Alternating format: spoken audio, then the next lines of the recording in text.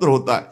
एक नाव में बहुत से लोग बैठे हुए थे, संत भगवान भी बैठे हुए थे, आराम से नाव चली जा रही थी, सब इधर उधर की बातें कर रहे थे। संत तो एक उन्मत्त अवस्था में।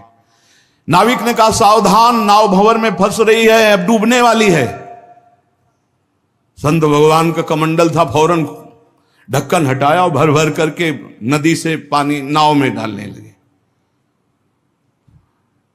अरे वो ये क्या कर रहे हो? किसी के नहीं सुन रहे थे, 10-12 कमंडल तो डाल ही चुके थे। इतने में नाविक ने कहा, भगवान की कृपा से नाव भंवर से निकल गई, बचने का संकेत है। जो कमंडल से डाला था बाहर फेंकने लगे।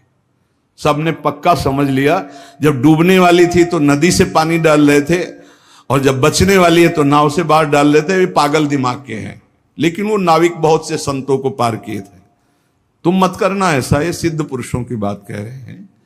हाँ, जो कि हम भी सिद्ध ही दिखाने के लिए ऐसा कुछ करें तो पिट जाओगे। वहां सिद्धों की एक अलग भागवतिक महिमा भी होती है।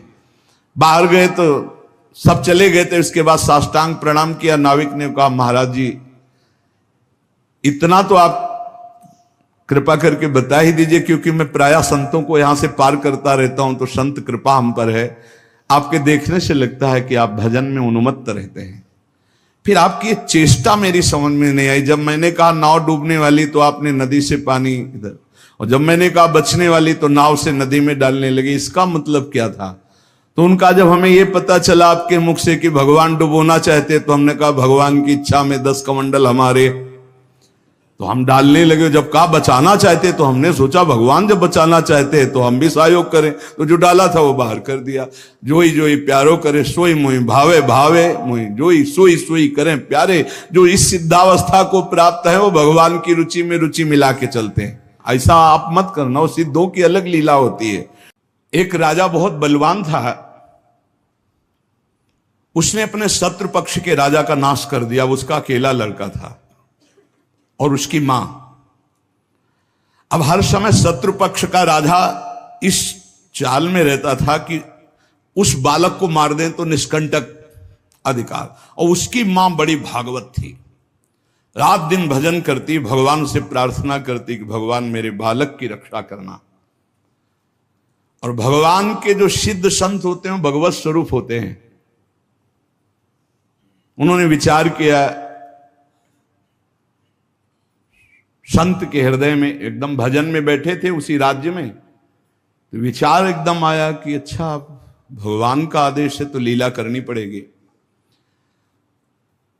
और लीला का उस समय इंतजार करने लगे। तो जो राजा बलवान था, जिसने शत्रु पक्ष के राजा को मारकर उसके लड़के को मारने को ठाना था, उसकी राजकुमारी थी, उसके स्वयंवर की रचना की जब बात आई, कमंडल उठाया, लंगोटी कस के बांधी कमर में, पहुंच गए दरबार में। और वो परिचित थे तपस्या और उनके भजन से।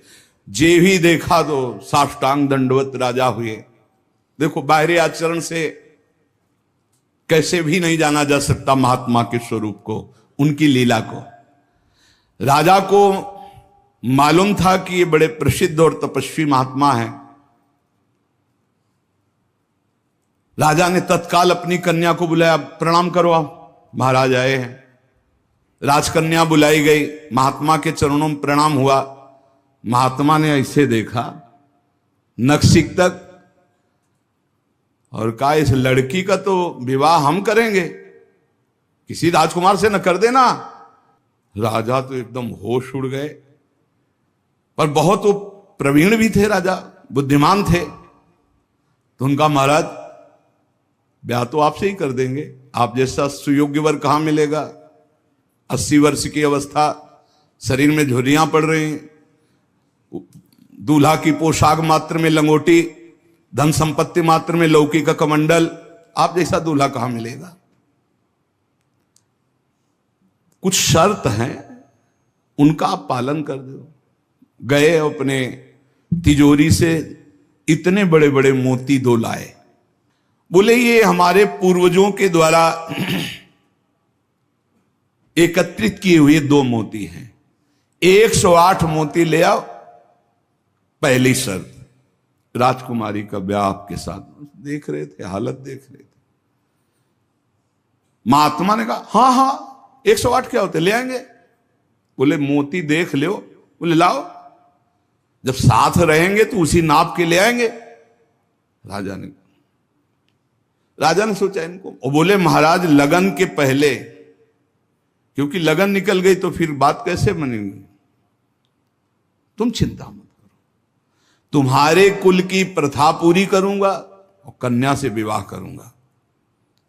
पर एक बात ध्यान रखना, अगर विलंब हो जाए तो किसी के साथ पाणिक ग्रहण नहीं कर देना, नहीं तो जो आ गया। दूसरे से ब्याह की सोचना भी मत। अब राजा ने कहा जैसे आ गया। उन्होंने सोचा महात्मा मोती लेके जाएंगे, 2-4-6 दिन घूमेंगे, निराश होकर वापस आ जाएंगे। उनको क्या पता था कि जो भगवान के दास होते हैं बड़े जिद्दी स्वभाव के होते हैं। अब वो ऊंचे दर्जे के सिद्ध महात्मा